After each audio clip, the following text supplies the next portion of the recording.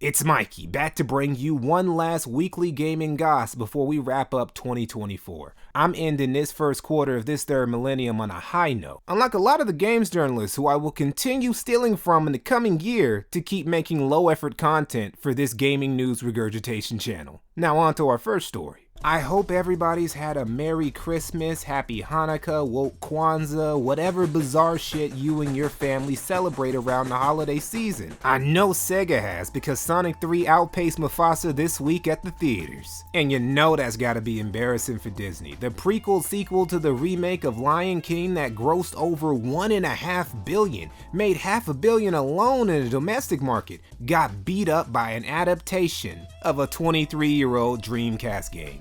Two anthropomorphic hedgehogs squaring up got more asses and seats than the latest Disney slop. But it ain't just movies though. There's been a general vibe shift going on at SEGA. The Hedgehog HQ has big plans for big 2025, with SEGA's CEO Shuji Utsumi saying, "I'm moving different," and announcing that SEGA's going to become an IP powerhouse again. Utsumi's even pushing for a SEGA subscription service. SEGA's been pulling games from several storefronts, from Sonic to Yakuza to Total War. And now we know why. SEGA's making some big moves. In 2025, everyone's gonna be reminded that SEGA does what Nintendo's been doing successfully for years. But hey, it's good that SEGA's finally catching back up. The new year is looking real nice for them, but I can't say the same for CD Projekt. You would think CD Projekt would be having a happy holiday season with the announcement of The Witcher 4, but that teaser came with a bunch of unexpected controversy. What's blaring way more alarms than any of that though is the fact that all of the core dudes who made up CD Projekt Red are gone. They just abandoned ship. Apparently they just didn't fuck with the management at CD Projekt anymore. You can feel their bitterness in just the new studio's name, Rebel Wolves. So with the OG CD PR guys now over at Rebel Wolves, who do they got making The Witcher 4? Look, I get it, we haven't even seen gameplay of the new Witcher yet, but everyone should know by now that quality doesn't come with a studio's name, it comes with the people in the studio. But let's say CD Projekt Red itself is fine. It's not, it's fucking not.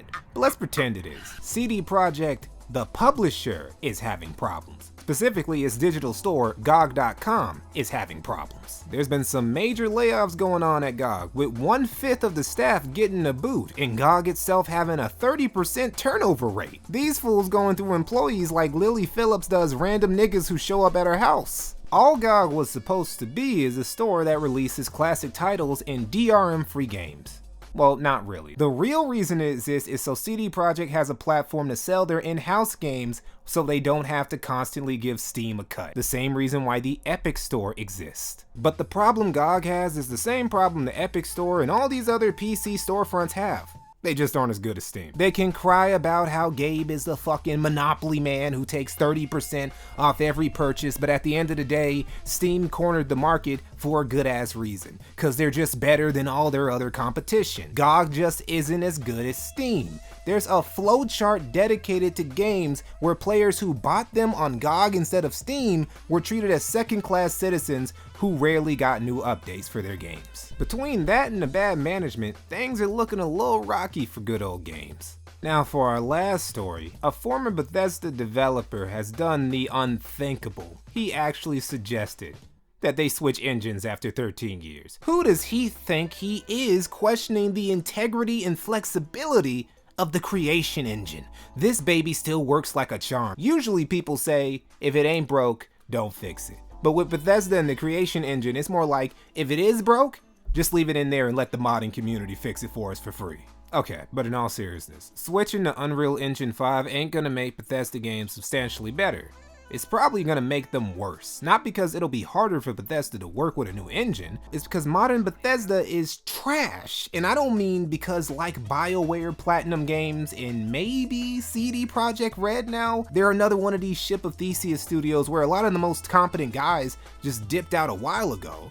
Because Bethesda is like the poster child for a AAA dev that has too many cooks in the kitchen. Did you know the end credits for Starfield are like 45 fucking minutes long?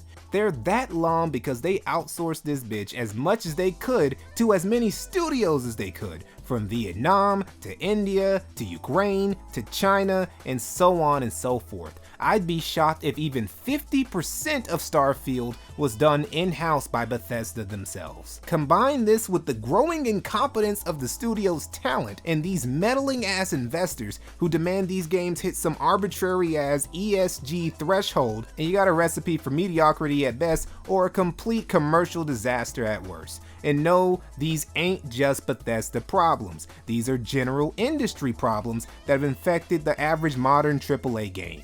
And that's how you get an unprecedented amount of big budget titles from major AAA studios flopping one after another in this year alone. Anyway, that's all I got. I'll be back with some more slop next year.